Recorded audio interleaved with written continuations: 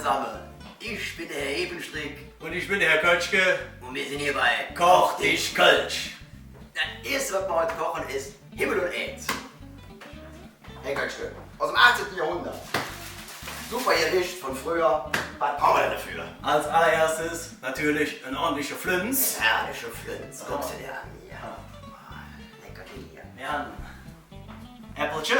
Äpfelchen. Schön grün. Und dann Petersilie. Petersilie. Für Deko. Ein Zitrönchen. Saribo für unsere türkischen Follower. Die kleinen Zwiebelchen haben wir mal gekauft. Gute Milch. Nicht gute Milch. Ja, ist Milch. Milch haben wir auch. Weinschäfermilch. Wunderbar. Apfelsaft. Kommt auch noch dabei. Gute Butter. Schöne Butter. Jeder, oder? Mehl. Und ich hatte auch was vorbereitet. Ich hatte was vor. Also, ich hatte ja, eine schöne Trüffel habe ich geschält, halbiert. Und ein bisschen Bauchspeck. Circa 100 Gramm. Und. Nee. Für Kontadien nachher. Das kommt nachher. Das kommt erst, wenn wir die 5000 Follower haben. So, ich würde sagen, als erstes müssen wir ein bisschen Wasser kochen, oder? Ach so. Wässerchen, ganz wichtig, Salz, Tufle, immer jetzt Salz drin. Dann warten wir gerade, bis es fertig ist und dann kommen die Tufle da rein. Ich würde sagen, bis das Wasser kocht, haben wir ein Kölsch Zeit. Wie lange dauert so eine Richtung überhaupt? Ja, ich würde sagen 5 Kölsch, oder? 5 Kölsch. Ja, feine Sache, 5 Kölsch, das Gericht. Für Düsseldorfer ungefähr 20 Minuten. Prost.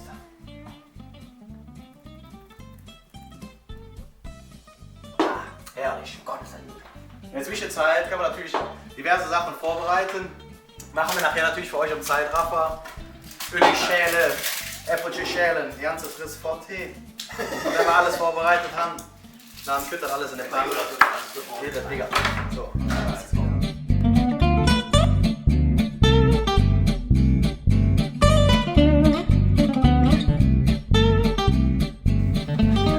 So, der Gehplan. 2 Kölsch später. Jetzt sind wir wieder bei 2 Kölsch geworden, nicht nur 1 Kölsch. Was ist auch viel Wasser dran, muss man dabei sagen. Tufel, seht ihr hier, tue ich jetzt rein. Ne, tue ich noch nicht rein. Muss noch ein bisschen kochen. Aber wir haben viel vorbereitet. Hier, schöne Apfelstückchen haben wir vorbereitet. Würfel geschnitten, große Würfel. Aber schöne Würfel. Dann haben wir hier Zwiebeln. Ölig heißt er eigentlich. Billig. Ja, ich so ein bisschen hier. Kölsch Vokabeltext. Speck. Auch fein geschnittene Herr Kötschke, muss man sagen. Hätte drauf. Zitrönchen, halbiert. Hat ein bisschen länger gedauert, aber wunderbar geworden. Und Petersilie. Petersilie. So, Ich meine Wasserjod. Wasser, das können wir mal schließen. So, einfach mal drin jetzt. Zack. So. Prost Tufle, die sind jetzt am Kochen. Wir kümmern uns jetzt natürlich um die Äpfelchen. Ganz einfache Sache eigentlich. Wir brauchen 100 ml Apfelsaft. Da tun wir den Apfel drin kochen. Tun dann nachher ein bisschen abschmecken mit ein bisschen Zitrönchen und Zucker. Gucken wir mal. Jetzt haben wir nur keine Messbecher. Was sind wir denn da? Aber wir sind ja eine Kölsche Kochkurs. Jeder Kölsche Haushalt hat ja eine schöne Kölschstange zu Hause. Super Wie jeder hier weiß. 200 ml das Ganze. Herrlich. Die brauchen wir auch. Ganz einfach. Frisch angezapft, naturtrüb. Drin in den Pot. Und da drin kochen wir jetzt groß Äpfelchen klein. Eigentlich bis zum Eistich, aber na gut, lassen wir gelten, ne? Ein Apfel ist übrig, den kann man mal so essen. Wir haben ja geschwungen, wir haben schon halb 2. Ja, wir haben eigentlich gedacht, das wird ein bisschen flügger gehen, aber es ist ja das erste Video und ich glaube, bis wir irgendwann. Achso, ich habe eben gehört, unser Kameraassistent hat tatsächlich das große Versprechen gemacht, sobald wir 5000 Follower haben. 5000 ist natürlich ein hochgegriffenes Ziel. Wer weiß, ob wir es jemals erreichen. Wer weiß, ob der Happy dann noch überlebt. Ja? Aber wenn wir 5000 wenn wir 5000 Follower haben, dann haben wir einen Stargast und der tut für euch live auf Facebook frittieren. Ja, wir brauchen auch, glaube ich, die Zeit, bis wir 5000 Follower haben, um so viel Butter und Speck überhaupt an Land zu ziehen. Aber dann hier los. Wie gesagt, jetzt die Äpfelchen, alles auf Vollgas. Der Apfelsaft muss ein bisschen vorkochen und sobald der heiß ist, schmeißt man die Äpfelchen rein und kochen die dann klein. Das natürlich wieder beschleunigt und dann geht Rigger, wenn wir die Äpfelchen gekocht haben. Ich glaube, dann sind die Trüffel auch gut und dann braten wir den Rest. So, wie ihr seht, wollen wir den Kack umdrehen hier mit dem scheiß Abzugshaube. Koch langsam. Bisschen höher nochmal. Aber war schon am Kochen. Äpfelchen rein.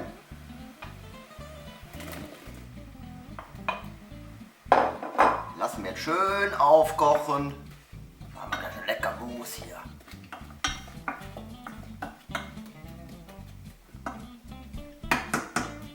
In der Zeit kann man noch mal einen Kölsch aufmachen, würde ich sagen.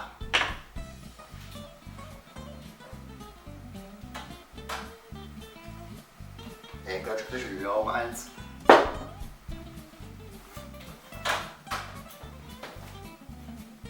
Ich muss ja hier filmen. Für die Billigproduktion. Unser Assistent ist noch am Rauchen hier.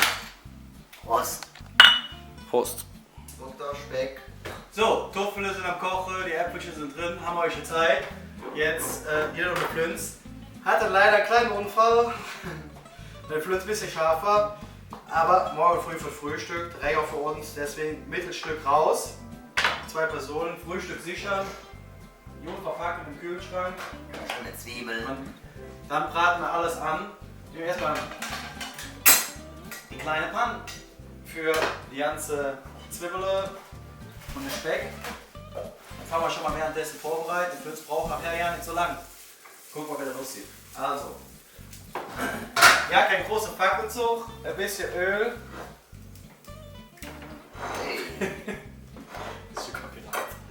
Ein bisschen Öl. Da hat man den Speck angebraten, die Zwiebeln hinterher. Und dann kann man das nachher alles schön da drauf machen. Für die Flünz muss man ein bisschen vorbereiten, muss man aufpassen. Das gute Stück ist im Naturdarm. Deswegen hinten das Eisen ab, hätte keine Lust drauf. Wie warm Leben, immer das Eis weg vom Arsch. Und dann schneiden wir die einfach in der Mitte. Ich stehe hier am Weg. So. Schneiden wir die einfach halb auf. Halbiert. Die andere auch. Ihr wisst, wie sich das anfühlt. So, und dann Trick 17. Das Ganze mit ein bisschen Mehl. Haben wir auch ein Pinselchen für, also meine ich sogar zu haben. Ah, der Speck, der riecht schon lecker hier. Wunderbar. Achten wir mal. Wie gesagt, da ein bisschen Mehl drüber, sonst fällt die Flünz nachher auseinander. Das wollen wir ja nicht. Deswegen die offene Seite, ein bisschen mit Mehl bearbeitet. Passiert ja auch schon nichts.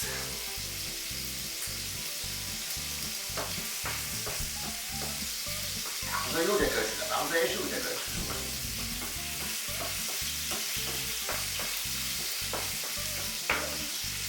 Von der Zeit, ihr seht ja jetzt in Echtzeit, mittlerweile sind wir bei 2,5 Flaschen Bier, heißt übersetzt, ungefähr Viertelstunde, also durchaus ein gutes Essen für den Feierabend. Zwiebeln kommen jetzt hinterher. Jetzt bin ich wieder dran, die Zwiebeln sind drin. Das Füllzwiebeln finde ich, aber der gute Kölsche Jung, der frisst auch Füllzwiebeln. Von daher war ich vielleicht bang vor. Ich freue mich schon, wenn die Flünz endlich mal in der Pfanne ist, weil ich habe gerade echt Hunger. Äpfelchen sind gut. Die Topfele, ja. Ich komme ein bisschen an meiner Wische hier. Ah, Topfele, für die Farine jetzt so hart. Ansonsten ist das ja ein wunderbares Gericht. Ich esse es gerne mal auf der Brauhaustour in Köln. Haben wir schon drauf gemacht, ne? Herrlich. Wenn man Interesse hat, soll man nach Köln fahren. Kleine Brauhaustour. In jedem Ding 10 Kölsch. Einmal essen. Ist der Tag gerettet. Oder lecker Mädchen. Brot und Köln oder lecker Mädchen. Ja, Brot und Kölsch und möglichst so. Ja, dann lassen wir jetzt mal Brötchen und gleich gibt die Mucksch. Herr Präsident. So, damit ein bisschen schneller geht, wir haben eine Pfanne ein bisschen vorher heizt. Einen riesen lieben Dank nochmal an die Ilse. Ilse, auch bekannt, die Ilse Pan, vorher heizt. Vielen Dank dafür.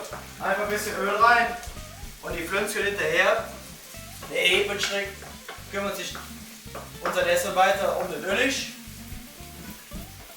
Und jetzt lassen wir einfach die Flünz hier ungefähr 5 Minuten. Das merkt ihr auch, wenn die weich wird. Ein bisschen Brötchen. Könnte man wieder das alte Spiel zusammen für die Panne ist du kein Wurst. Ja, für die Panne ist du kein Wurst. Für die Wurst, komm mal rein. Und während die Brötchen machen die Plätzchenstoffer. Das gehört dazu, das gehört dazu. Während die Das ist doch Brötchen- Nein.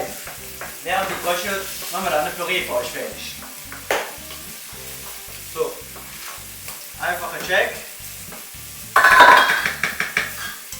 Mariensteche. So, die sind schön weich geworden. Seht ihr, wenn die Kartoffeln nicht aus dem Wasser rauskommt und einfach im Topf bleiben, wieder von der Nadel runterrutscht. Das Ganze schütten wir jetzt ab und dann machen wir mit euch eine Püree. Liebe Freunde, jeder hat einen Stampfer zu Hause. Wir auch, wir haben einen Mühlenstampfer. Damit machen wir jetzt mal die Toffele klein. Ja, wunderbar, das geht genauso gut.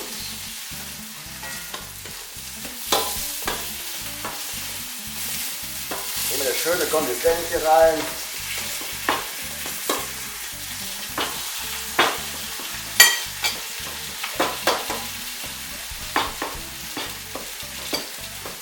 Und zack, sind die Toffler kaputt.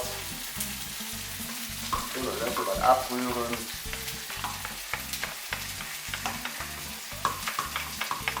Habe auch schon ein Raki-Glas Milch vorbereitet. Wird jetzt aufgekocht. Und dann kommen wir zum Ende vom Püree. Milch. Und wir schütten jetzt nach und nach immer ein bisschen Milch dazu, dass der Ganze eine schöne cremige Püree gibt. Und dann natürlich ganz wichtig Butter. Kleine Flöckchen, haben wir schon ein bisschen aufgetaut, das Ganze hier. Rühren wir jetzt mit rein. Schon jetzt zäh. Dann immer wieder nach Ermessen. Könnt ihr machen, wie ihr wollt. Ein bisschen mehr Milch, für ein bisschen leichter mag oder ein bisschen weniger. Manche Leute lassen auch manche Stückchen drin und kochen nur die Hälfte der Kartoffeln richtig durch und lassen die anderen ein bisschen fester. Wir mögen aber schön sämig.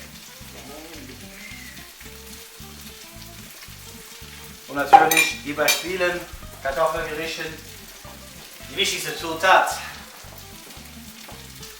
Muskat.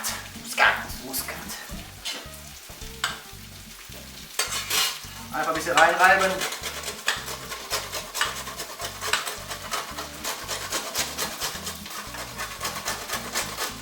So. Ich hoffe, man kann das gut sehen. Ich probiere jetzt mal. Weil das sich hier zusammen gerührt hätte, habe ich mal. Ja, sehr lecker. Ein bisschen Salz tun wir noch ran. Dann ist der Püree fertig und dann kommen da gleich nachher nur noch die Äpfelchen hier rein. Die tun wir dann runterrühren. Dann machen die Äpfelchen. Guckt euch mal die Flünz an, oh, wie toll das schon aussieht. Schön durchgebrannt. So, die Äpfelchen hier noch rein. Die heben wir jetzt einfach runter.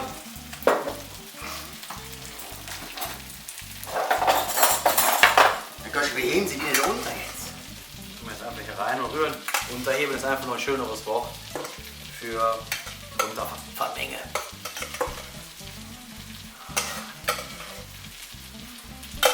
Könnt ihr sagen, himmlisch. So.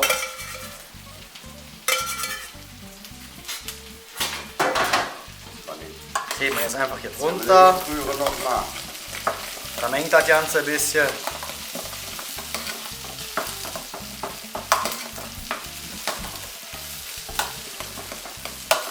Und das Ende bereitet jetzt noch ein bisschen vor für die Tellerchen, damit wir endlich mehr essen können. Als erstes kommt was schön. Oh, der Püree mit den Apfelstückchen, wunderbar.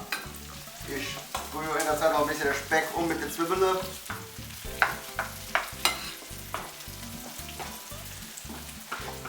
Mal ordentliche kölsche Portionchen hier. Ja, sieht gut aus. Wie ein Würstchen. Wie ein Würstchen. Wunderbar. Als nächstes, Herr Kölschke, hole ich mal den Speck dran. Daneben, Herr Kölschke, oder das Brot? Wie wollen Sie haben? Mehr ist es, ja. Mehr ist es. Nee. Also ich mache ja gerne ein bisschen daneben und viel drauf. Ne? Ha, zack. Schöne Bersch machen. So.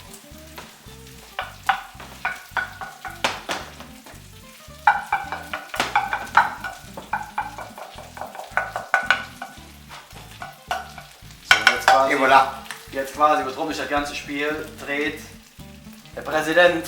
Die Wurst. Die Wurst. Schön kross außen, schön verteilt. Ist nicht jedermanns Sache, aber schmeckt unheimlich lecker. Die noch dabei. So.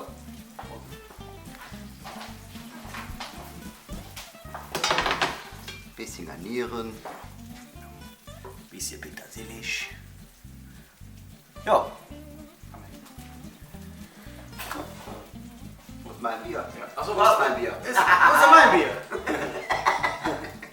So, liebe Freunde, da ist eine Kartoffel mitgemacht. Ja. Ist meins halt leer, oder? Ja, jetzt seid ihr immer. Wahrscheinlich. Ich habe kein Bier mehr, liebe Freunde.